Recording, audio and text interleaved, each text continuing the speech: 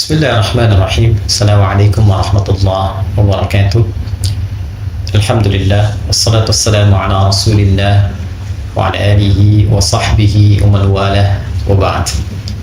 Saudara-saudariku dimanapun kita semua berada, semoga video ini menemui kita semua dalam keadaan yang baik, sehat, dan diridhoi oleh Allah Subhanahu wa Ta'ala.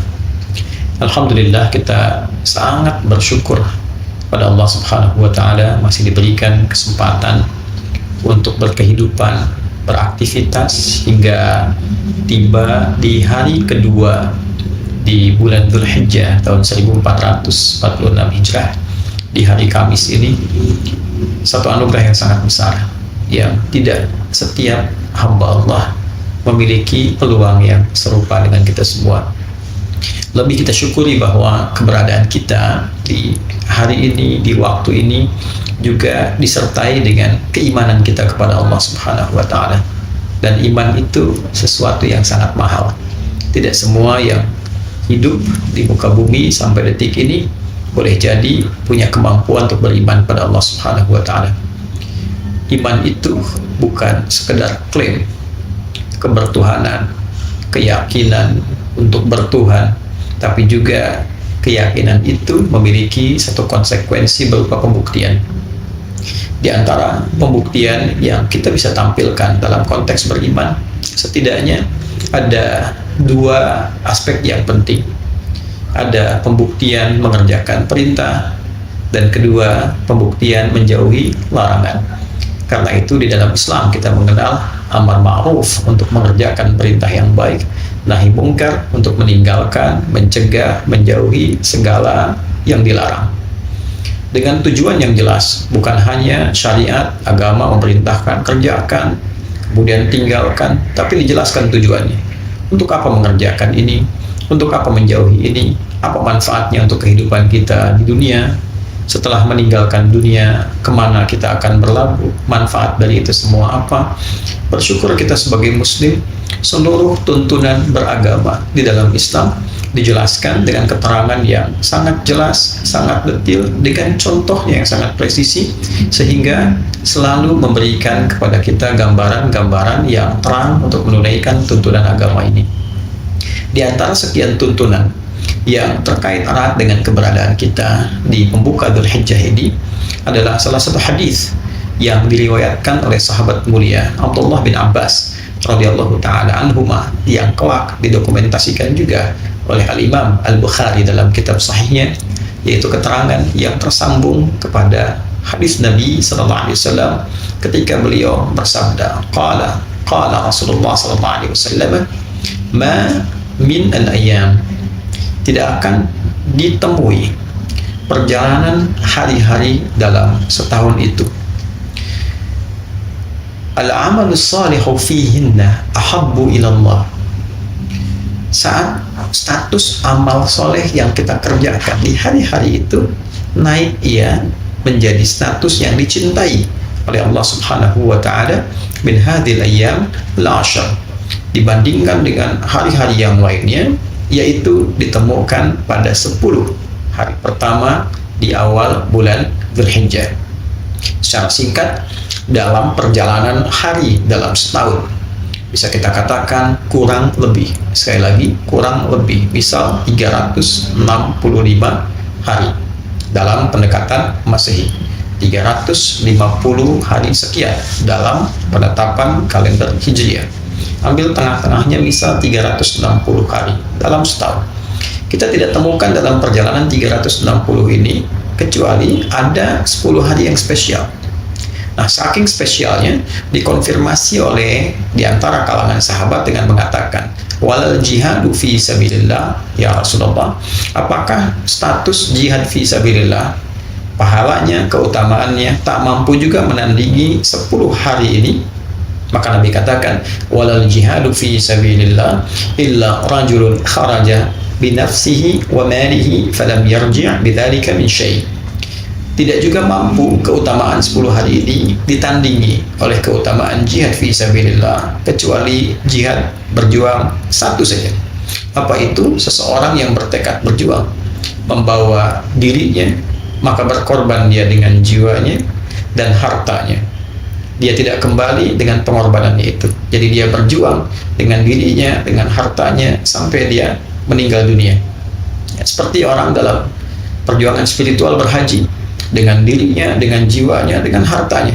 Oleh karena itu, jika ada seseorang bahkan baru berniat berangkat menunaikan haji dengan hati yang ikhlas, dengan harta yang bersih, dia berangkat dan meninggal, itu termasuk tinggi sekali amalannya dan tingkat jihad yang paling tinggi yang mengalahkan keutamaan 10 hari ini.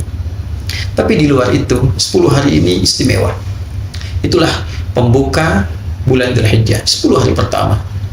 Maka dari itu para ulama hampir seluruhnya mengomentari hadis ini yang statusnya sangat sahih dengan status motivasi kepada kita untuk meningkatkan perbuatan-perbuatan mulia yang dipandang oleh agama.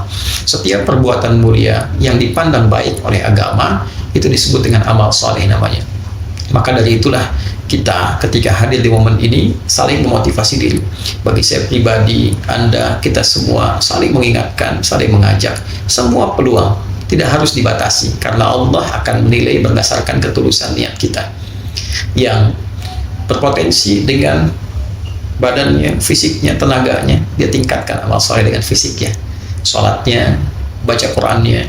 Ada sesuatu di jalan yang bisa ia ambil, bantu, singkirkan, duri kah, batu kah, dia lakukan dengan niat karena Allah, memuliakan perintah Allah, memuliakan petunjuk Rasulullah. Nilainya tinggi, lebih dari jihad fisabilillah. Kita, sekali lagi saya buka tadi dengan iman kita. Iman ini yang memandu kita untuk meyakini. Yakin, silahkan. Belum yakin, belajar supaya mengerti mengapa ada tuntunan semacam ini. Kemudian yang memiliki titipan dari Allah berupa kelebihan harta, silahkan beribadah dengan hartanya. Berinfak, punya agenda, hari ini infak berapa, besok berapa. Dan nilainya itu beda dengan hari-hari yang lain. Nanti mendekat kepada korban dan sebagainya. Kemudian bisa yang menggunakan intelektualnya, dia beramal soleh dengan ilmunya, dengan fikirannya, keluarkan ide-ide yang baik, memberikan share kebaikan kepada orang, menjelaskan hukum-hukum, niatkan karena Allah. Itu lebih daripada jihad fisabilillah dalam konteks ini. Insya Allah perjalanan sampai tanggal 9 ada pedomannya, ada tuntunannya. Nanti insya Allah di kesempatan yang lain kita akan coba rinci sedikit demi sedikit. Yang mau kurban disiapkan dari sekarang. Yang ingin meningkatkan puasa boleh dari hari pertama tadi yang puasa, alhamdulillah. Yang belum ada kesempatan hari ini barangkali teman-teman ya, yang pertama kemarin selesai Rabu, sekarang Kamis, yang belum sempat hari ini Jumat belum sempat, Senin bisa mulai ya. Nanti hari ke-8 misalnya mau puasa bisa, 9 bagus karena nilainya nanti ada yang spesial yang terkait dengan wukuf. Di sini kita puasa, nilainya bisa menggugurkan satu dosa yang telah setahun berlalu, dan itu memberikan gambaran kebaikan untuk kita. Kemudian yang akan kurban belajar fikih kurban ya, disiapkan dengan anggaran berapa yang dimiliki, cari hewan terbaik, niatkan karena Allah. Tapi poinnya adalah kenapa pahalanya begitu besar, kenapa menjadi istimewa? Karena ternyata 10 hari ini diantara manfaatnya adalah menyempurnakan pelatihan Ramadan kita selama sebulan untuk melengkapi kekurangan-kekurangan sehingga melahirkan manusia yang lebih paripurna lagi kebaikannya, menghilangkan salahnya, membangun solehnya, menghadirkan kebaikan dari menepikan salah dan membangun soleh. Kesalehan yang muncul setelah salahnya hilang itu disebut al-birru namanya, birrun. Jika itu melekat pada pribadi seseorang, maka berubah menjadi mabrurun. Ada orang demi meraih itu dia menunaikan haji yang merubah perilaku orangnya menjadi lebih baik dari sebelumnya, lebih soleh dan hilang salahnya. Dia tekan salahnya untuk muncul solehnya.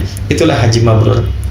Yang belum punya kesempatan berhaji di tahun ini, dia berusaha memaksimalkan 9 hari di awal, kemudian ditutup dengan hari ke-9 dia puasa, memperbaiki diri. Karena itu kalimatnya serupa dalam substansi. Al-Hajju Arafah, di sini Siyam Yaumu Arafah. Al-Hajju Arafah, puncak hajinya Arafah. Di sini Siyam Yaumi Arafah, puasa yang ditunaikan pada waktu Arafah. Orang yang wukuf di sana, kita menunaikan di sini puasa dengan nama untuk menunjuk substansi yang serupa, bukan puasa biasa. Koreksi diri, mengenal kekurangan, menepikan yang salah, membangun yang soleh. Ketika berbuka, kita berbuka dalam keadaan lebih baik. Ada yang mampu menyembelih hewan korban, sifat jelek hewaninya dibuang, sifat insaninya muncul. Maka berzikirlah hari ke-11, 12, 13 ayam tasyrik. Di sana di Mina, di sini kita di tempat kita berkedudukan. Sehingga berikutnya lahirlah manusia yang lebih ingin dekat kepada Allah, ingin lebih berbuat banyak kebaikan, dan itulah intisari dari takwa. Fadhkurullaha fi ayyamin ma'dudat. Silahkan di hari-hari yang diketahui berzikir, tingkatkan kepada Allah di tempat yang telah dipahami. Bagi siapa yang merasa 2 hari sudah cukup, faman ta'ajjala fi yawmaini fala itsma alaihi wa man ta'akhkhara fala itsma alaihi liman ittaqa. Siapa yang merasa 2 hari cukup, sudah kembali kebaikannya, sudah terasa takwanya, nafar awal selesai. Siapa yang ingin menyempurnakan, dalam arti masih ada yang kurang, saya pengen perbaiki lagi, hari ketiga dia merasa nafar akhir selesai, silahkan, gak ada masalah di situ. Liman ittaqa, bagi siapa yang menyimpulkan sudah punya jiwa takwa yang tersimpan pada dirinya.